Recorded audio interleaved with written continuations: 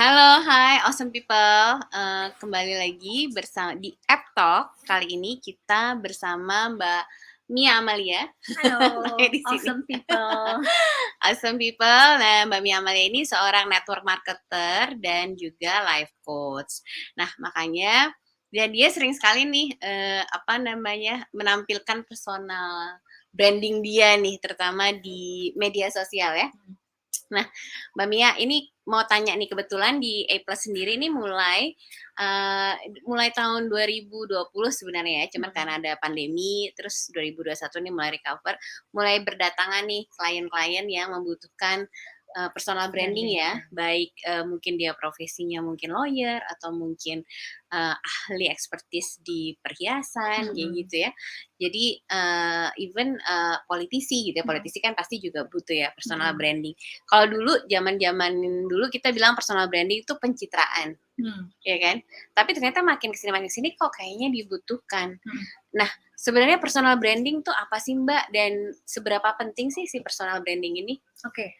Nah, pertama aku mau membedakan antara pencitraan dengan personal branding. Oke. Jadi kalau pencitraan adalah ketika seseorang mencitrakan dirinya sebagai sesuatu yang sebenarnya dia bukan itu. Ya. Kayak gitu. Oke. Sementara personal branding adalah bagaimana seseorang menampilkan dirinya di media sosial atau di profilnya sehingga orang mengenal dia sebagai apa yang menjadi kekuatan dirinya, apa yang dia kerjakan, apa yang menjadi kekuatan dirinya, apa yang membedakan dia dengan yang lain. Gitu. Jadi kalau pencitraan adalah ketika seseorang mencitrakan dirinya padahal dia bukan itu. Tapi kalau personal branding adalah dia seperti itu dan dia membuat orang-orang melihat atau mengenal dia seperti apa yang dia kerjakan.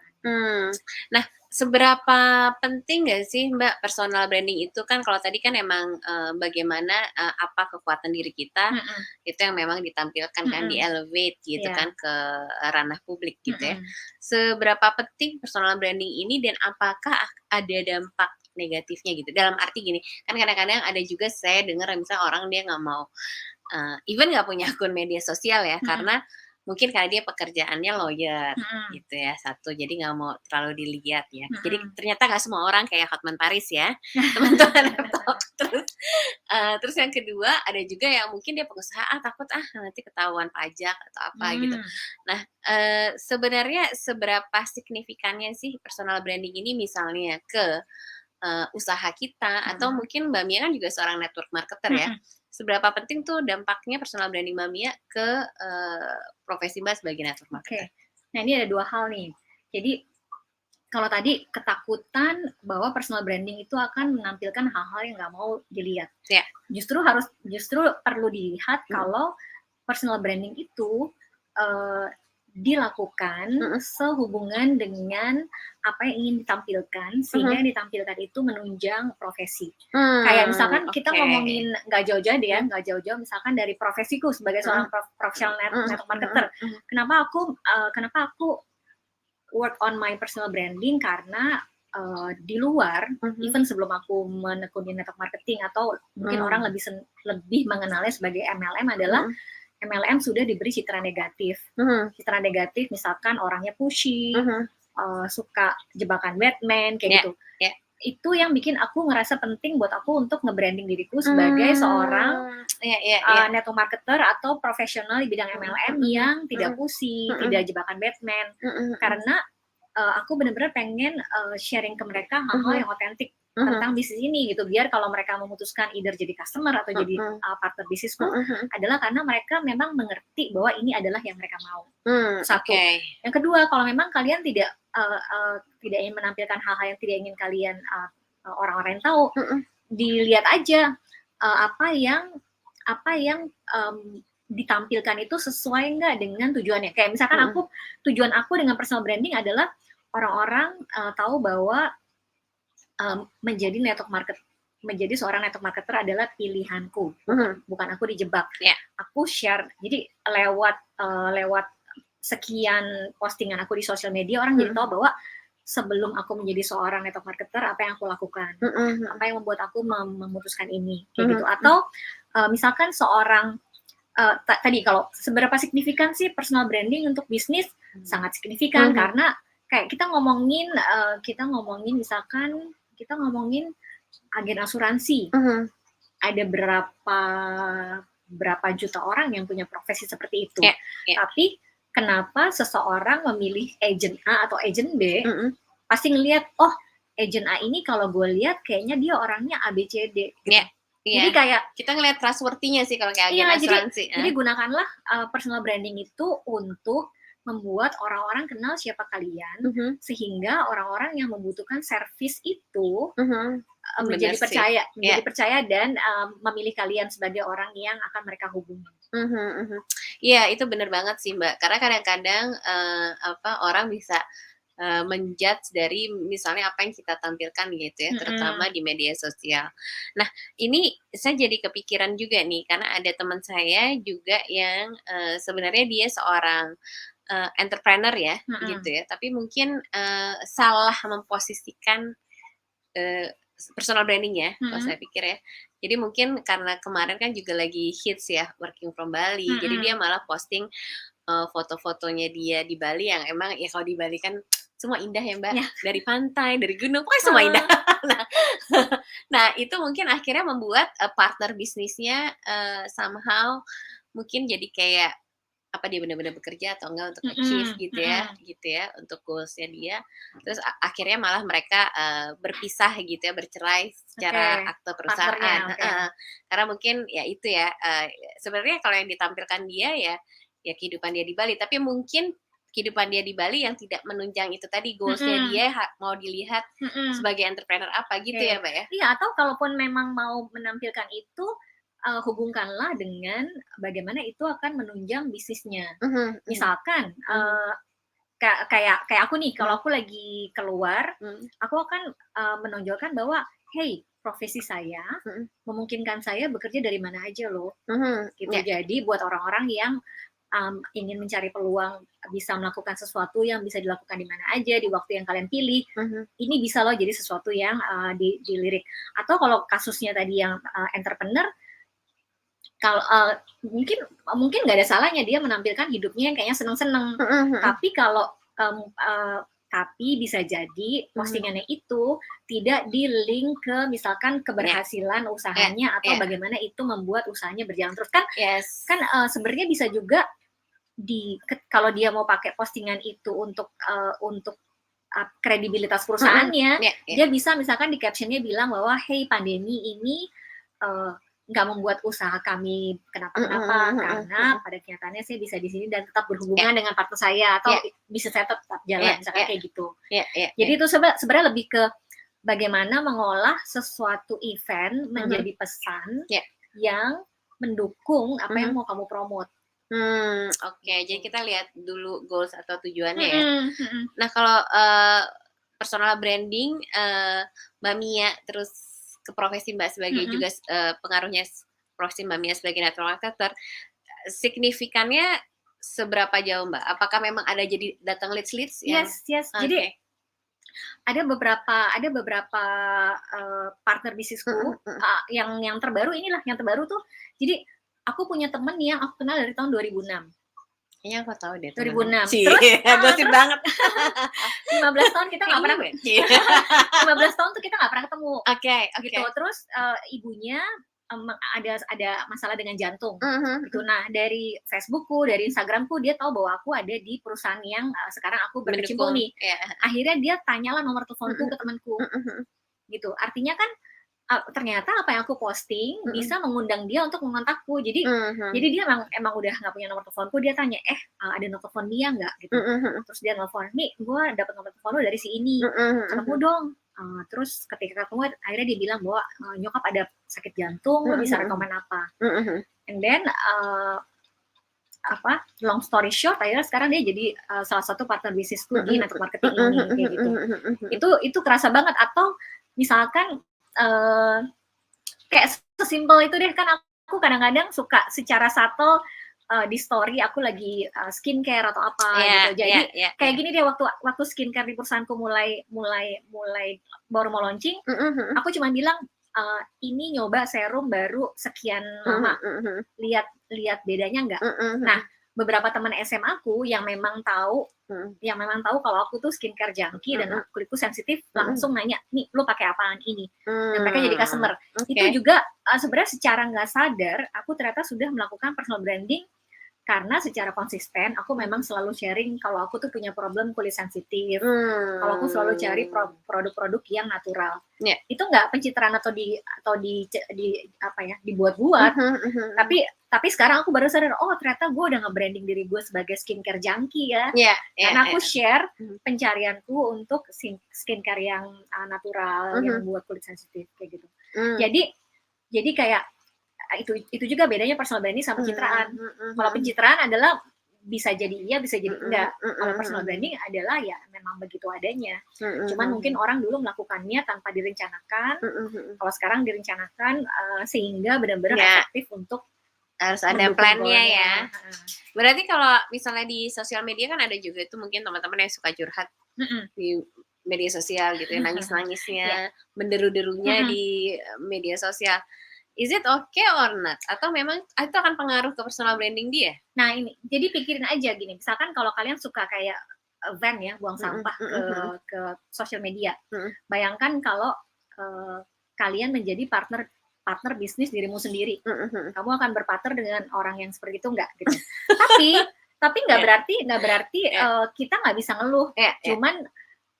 Cuman bagaimana keluhan itu nggak cuman jadi sampah yang dibuang, tapi misalkan kayak apa sih yang kamu lakukan terhadap itu. Jadi kayak orang ngelihat sesuatu yang mungkin berguna juga bagi dirinya.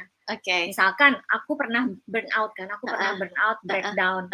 Aku nggak cuma bilang gila stres banget ABCD, tapi aku bilang kemarin tuh sempat stres, ternyata setelah dilihat-lihat aku kerja tanpa take break, dan sekarang aku sadar kalau self care itu penting.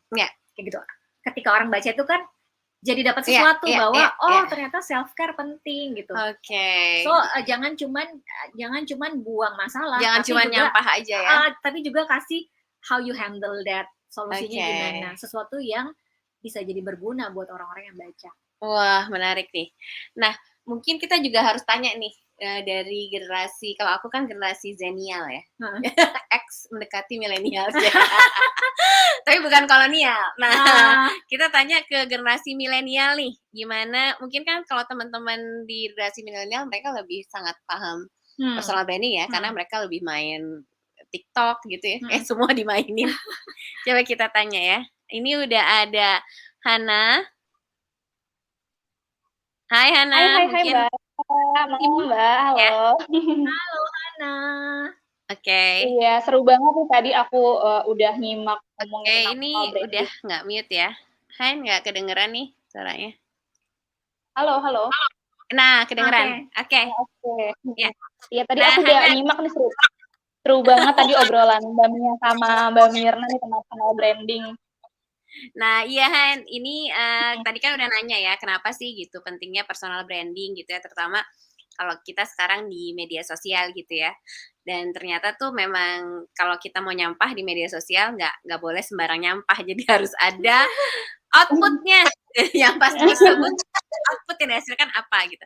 Nah, kalau dari kamu sebagai generasi milenial nih gitu ya, mengenai personal branding, apalagi kalian kan sangat fasih ya dengan segala macam platform ya, kadang-kadang kita ada platform itu gitu kan. Ada yang mau ditanyain nggak Hana terkait dengan personal branding? Kalau dari aku nih ya Mbak, kadang tuh kita nih sebagai milenial, walaupun kita menguasai berbagai platform, tapi tuh kadang kita suka bingung nih mau memposisikan diri kita sebagai apa, karena udah terlalu banyak kan macam-macamnya itu. Nah, gimana sih untuk kita nih yang baru mau memulai, itu tuh bisa tahu uniqueness diri kita tuh gimana, dan supaya terarah gitu, kita membranding diri kita sebagai apa. Itu gimana Mbak kira-kira? Biar tahu uniqueness dalam diri kita tuh apa. Pertama sih sebenarnya kuncinya paling penting adalah kamu mau dikenal sebagai Hana yang bagaimana. Misalkan itu. Terus setelah ketemu mau dikenal sebagai Hana yang gimana, kamu temukan juga saling poin kamu apa sih? gitu. Nah, ketika kamu ketemu unique selling point kamu, bikinlah konten-konten yang menunjukkan keunikan selling point kamu itu. Misalkan kalau di aku misalkan menurutku unique selling point aku adalah single mom dengan 4 anak. Single mom dengan 4 anak yang bisa survive nih, membesarkan mereka sampai 3 orang diantaranya kuliah kayak gitu. Nah, yang kemudian konten-konten yang aku buat adalah bagaimana kehidupanku dengan anak-anak, bagaimana strugglingku sebagai ibu, sebagai entrepreneur. Intinya adalah ketika orang lihat itu, orang tahu bahwa oh iya nih, Nia itu single mom 4 anak dengan kehidupan ABCD, tapi dia bisa survive. Misalkan kalau Hana mau dikenal sebagai seorang Hana yang misalkan terbuka sama perubahan atau aware sama teknologi yang baru kayak gitu. Ya kamu bikin konten-konten seperti itu kayak gitu. Jadi temukan kamu mau dikenal sebagai Hana yang gimana dan unique selling point kamu apa sih? Oke. Nah, Hana mau dikenal sebagai apa nih? Hana yang apa? Kayaknya itu aku mesti pikirin sih untuk nge-selling diri aku juga ya. Nanti mungkin aku akan lebih belajar sama Mbak Mia. Jadi harus dulu ya, di breakdown dulu ya. Di breakdown dulu. Aku bisa menemukan itu karena aku kebetulan pernah ikut workshop personal branding, di mana salah satu coachnya itu melakukan canvas branding. Di canvas branding itu nanti kamu akan kayak dari dari semua value yang ada, kamu pilih deh apa sih yang penting buat kamu value ini dari 10 dikecilin 5, dikecilin 3. Nah 3 itu yang menjadi unique selling-nya kamu. Kayak gitu. Jadi coba aja cari kalau ada workshop personal branding. Karena di situ even di workshop itu tuh aku sampai tahu aku tuh cocoknya pakai baju warna apa. Karena sebenarnya setiap orang tuh, jadi ternyata setiap orang punya wow color. Benar. Gitu. Jadi apa sih aku kalau nggak salah tone colorku autumn, jadi aku cocok di autumn itu kalau warna merahnya seperti apa. Makanya dulu tuh aku punya lipstick yang kalau aku pakai kok mukaku malah kelihatan kusam. Ternyata itu tidak cocok dengan tone colorku gitu. Jadi seru juga sih, itu ada kayak canvas branding, terus color branding.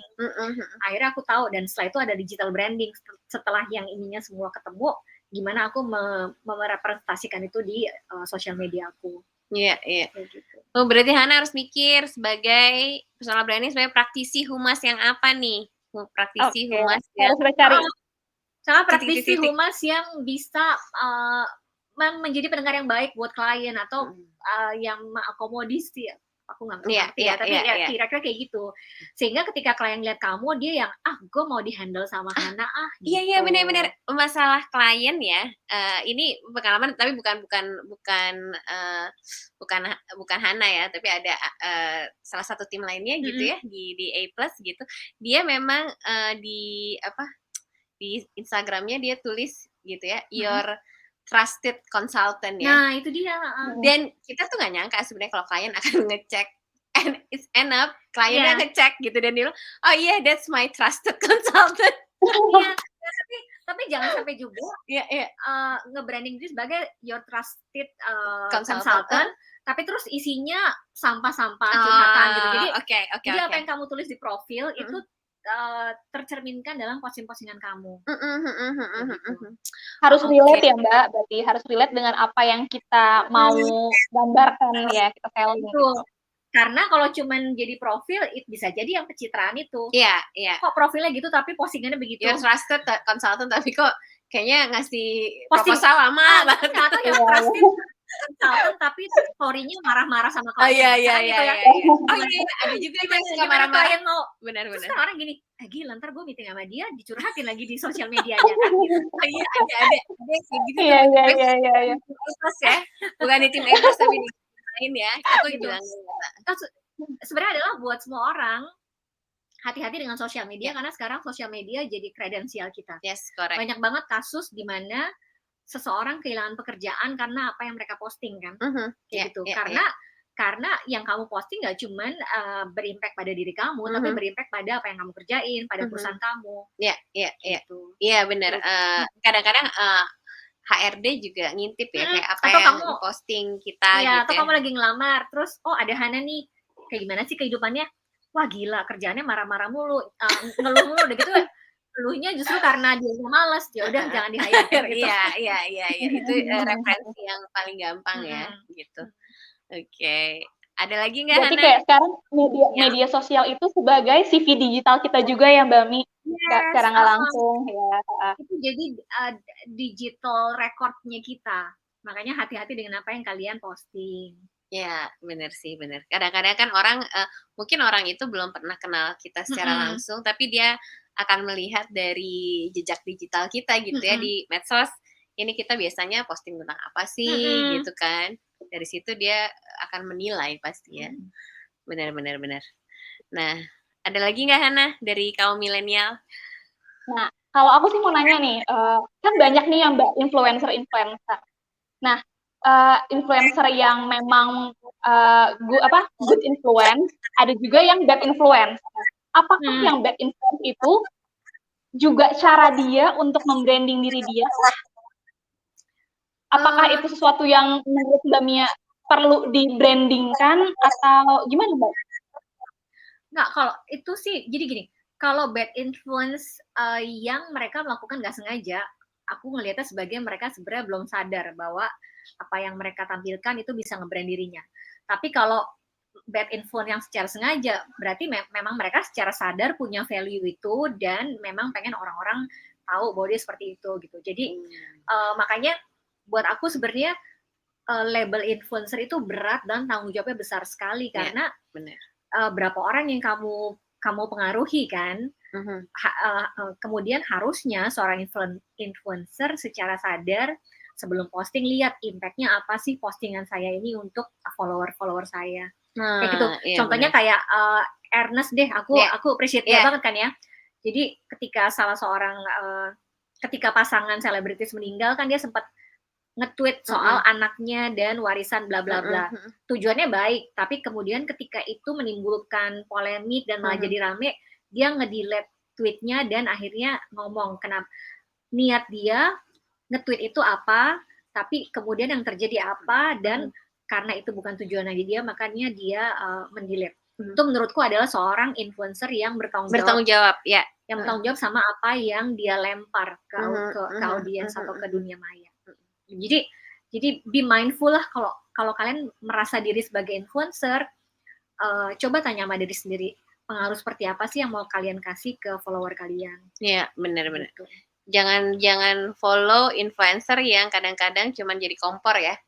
Atau yang cuman pengen bikin kontroversial kayak gitu. Jadi pansos. Kan ada orang yang kontroversial karena pilihannya berbeda, tapi ada orang yang menjadi kontroversial karena pengen bikin rame biar terkenal. Benar.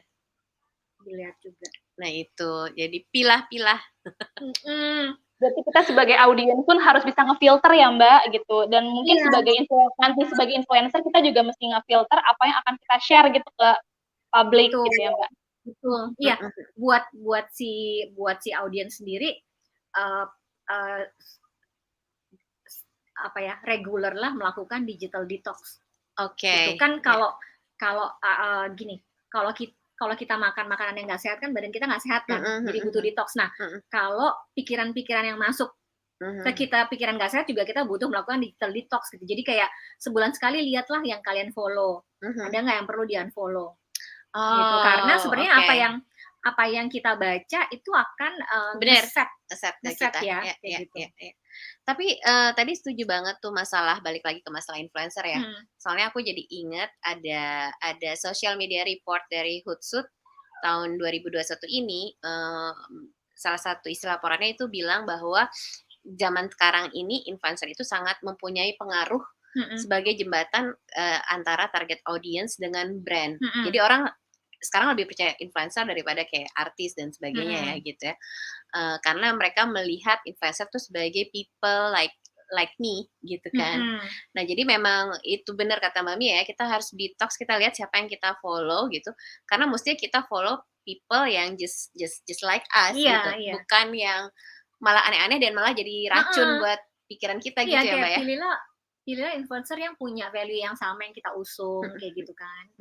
Intinya sesimpel ini sih, kalau kalian mau sehat kan pilih makanan sehat. Kalau hidupnya mau tenang juga pilih pikiran yang dimasukin ke kepala. Iya. Jangan semua berusaha dimasukin ya. Kadang-kadang orang-orang terutama milenial ya, kayaknya mereka tuh FOMO banget. Ada fear of missing out. Padahal, hey, nggak ada salahnya ketinggalan hal-hal yang nggak berguna. Gitu. Jadi kayak aku ngerasa nggak ketinggalan kalau aku nggak tahu gosip. Karena buat aku gosip itu nggak ada hubungannya sama hidupku gitu. Maksudnya aku tahu gosip itu atau nggak akan berpengaruh sama goal-goal yang mau aku capai. Malah mungkin kalau aku tahu gosip itu, pikiranku terkira situ, aku malah jadi kebanyakan waktu mikirin itu dan nggak mikirin apa yang mau aku capai. Iya. Benar sih, benar. Ya jadi jangan semua yang kamu monitoring di media dimasukkan ke pikiran, Hana. Iya, atau nggak semua juga perlu dimonitor. Bener Mbak. Nambahin beban yang ada Mbak. Iya. Karena godaannya itu berat, godaannya tuh kenceng banget. Misalkan ada misalkan Hana ketemu teman, Han, lu tahu nggak sih ini? Kalau orang milenial kayaknya jawab nggak tahu itu kudet deh. Takut kudet gitu. Gengsi banget Mbak, gengsi banget nih kayak gitu tuh. Kalau aku sih gengsi ya. Masalah bilang gue nggak tahu dan apa yang dia lakukan nggak penting buat hidup gue, jadi nggak apa-apa gue nggak tahu. Iya benar-benar. Kalau aku suka feel left behind masalah drama-drama Korea itu. Aku sampai sekarang belum pernah nonton satu drama Korea dan aku nggak ngerasa left behind karena so far sampai saat ini itu nggak ada hubungannya sama goalku. Kecuali misalkan satu-satu aku ngerasa butuh refreshing, ya aku akan nonton. Cuman aku tahu kan drama Korea tuh sekian puluh episode dan mungkin akan mengambil waktu 30 jam. Aku belum siap mengalokasikan 30 jam untuk nonton karena banyak banget yang mesti aku kerjain. Jadi aku nggak ngerasa lagi. Jadi yang tahu ukurannya itu kita sendiri ya sebenarnya. Kamu sendiri yang tentuin kamu mau achieve apa sih, dan apakah melakukan hal ini membantu kamu achieve itu. Kalau ngebantu achieve in a way that ini jadi hiburan gue nih, do it gitu. Atau ini ya, jadi nggak apa-apa kita kudet selama kudetnya itu tidak berdampak pada personal branding kita ya. Tapi kalau memang itu penting sama personal branding kita ya kita harus update gitu. Pokoknya lihat aja itu berguna nggak buat apa yang sedang kita bangun. Oke. Jadi berarti kalau impact-nya ya. Iya. Jadi Hana mungkin kalau fasih dengan drama-drama Korea mulai dipikirkan personal branding kamu terkait itu apa ya gitu kan. Iya, kalau misalkan kamu nge-branding diri kamu sebagai orang yang update sama drama Korea sehingga itu bisa attract produk-produk Korea untuk endorse kamu. Why not? Iya. Benar. Jadi harus dilihat opportunity-nya ya sebenarnya untuk betul. PR attract klien-klien perusahaan Korea. atau yang audiensnya adalah anak-anak muda yang penggemar Korea. Boleh lah nanti kirim-kirim sampel juga. Boleh langsung. Oke. Ada lagi nggak Hana dari ini kalangan milenial? Udah kok aman Mbak gitu. Itu yang menjadi kegundahanku makanya aku tanyakan. Mungkin nextnya mungkin Hana ikutan ini ya canvas branding ya. Iya. Wah iya seru banget tuh pasti ya. Mau banget kalau aku. Ada branding you, mereka branding suka workshop canvas branding segala macam. Iya, mungkin ikutan tuh Han. Kalau nggak salah Februari mau dibantu juga sama kita. Jadi kamu seru banget sih aku. Seru banget sih. Brandingnya apa nih? Siapa tahu itu bisa menjadi jalanku untuk menjadi kakak-kakak influencer. Sebenarnya buat teman-teman yang tertarik untuk personal branding, ikut workshop personal branding itu bisa berguna nggak cuma buat kamu, tapi juga buat kalau kalian megang handle social media klien ya. Iya, benar. Jadi itu bisa diterapkan juga personality-nya. Personality brand yang kalian pegang.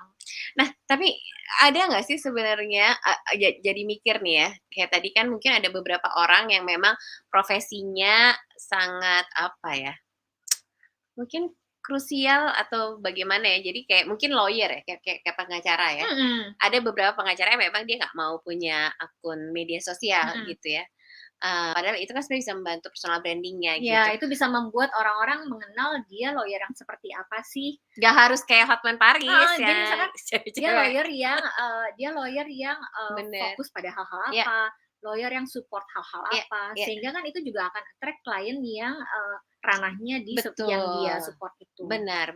Jadi sebenarnya di zaman era digital keterbukaan ini lebih banyak untungnya ya sebenarnya kita manfaatkan personal branding ya. Nggak mesti hal-hal yang pribadi juga di-share gitu, tapi kalau ada hal pribadi yang di-share yang berhubungan dengan brandingnya ingin dia tampilkan ya nggak apa-apa juga. Karena dia adalah lawyer yang menjunjung tinggi nilai-nilai dalam keluarga. Kan nantinya dia bisa punya klien-klien yang punya kasus-kasus yang berhubungan dengan itu. Iya. Jadi malah create opportunity baru ya kayak tadi. Oke. Nah, mungkin Hana kalau dari kita berdua udah selesai, mungkin kita tinggal minta kata-kata mutiara buat conclusion dari Mbak Mia ya. buat awesome people nih, Awesome people. Kata-kata mutiara hubungan apa nih? Mungkin ya terkait dengan ini ya, personal branding, apalagi di tahun 2022 nih. Gimana nih? Apa ya? Personal branding itu penting, tapi yang lebih penting adalah menjadi diri kamu. Jadi jadilah seseorang yang memang kamu adalah itu. Oh, jadi jangan kayak kan kalau dulu tuh suka ada malah ya filmnya tuh di Netflix yang dia Instagramer, kelihatan di Instagramnya wah kayak mewah hidupnya gimana, ternyata realnya tuh nggak seperti itu. Iya. Jangan sampai kayak gitu ya Mbak ya. Intinya adalah jadilah otentik dirimu dan branding otentiknya kamu itu di sosial media kamu. Karena percaya deh, setiap orang itu sebenarnya punya pasar sendiri. Iya, benar. Justru keunikan kamu adalah selling point kamu. Iya, benar. Malah sekarang kan banyak influencer yang mungkin secara appearance nggak harus ganteng, nggak harus cantik Indo, enggak. Tapi enak dilihat lucu gitu ya. Gini, aku punya akun baik yang menurutku cocok banget jadi contoh. Jadi aku punya teman blogger namanya Zata. Oh, oke. Zata Ligao. Dia kebetulan adalah salah satu coach digital branding aku. Jadi ketika dia mulai terkenal sebagai blogger, umurnya dia udah 40. Sementara kan banyak produk-produk yang pengennya orang-orang yang muda. Yes. Tapi dia nggak pura-pura jadi muda, malahan dia nge-branding dirinya sebagai blogger umur 40 tahunan yang masih terlihat aktif, berpikiran muda, segala macam, dan akhirnya dia malah jadi punya pasar sendiri gara-gara itu. Oke, so ya itu ya. Kalau dulu di marketing istilahnya blue ocean ya. Apa tuh? Blue ocean marketing, you create your own market. Iya. Nggak follow itu. With your unique selling point, create your own market. Ya udah, hidup K-pop. K-drama buat Hana. Siapa tahu endorse nih nantinya sama brand-brand Korea tuh. Nah, makanya ikutan dulu nanti workshopnya dari branding you ya, supaya nanti tahu nih selling point-nya kemana ya. Iya, benar Mbak Ari. Oke, Mbak Mia, thank you banget. Juga thank you nih buat Hana di Jakarta. Ini kita streamingnya antar kota. Antar kota nih, Jakarta Bali. Thank you banget Hana juga udah join dan ngasih insight pertanyaan-pertanyaan dari kaum milenial, kalau saya dari kaum zenial, dan thank you banget sama-sama buat Mbak Mia yang sudah mau join di App Talk dan bincang-bincang dengan awesome people. Thank you Mbak Mia. Bye awesome people. Keep being awesome. Bye. Thank you Mbak. Sama-sama.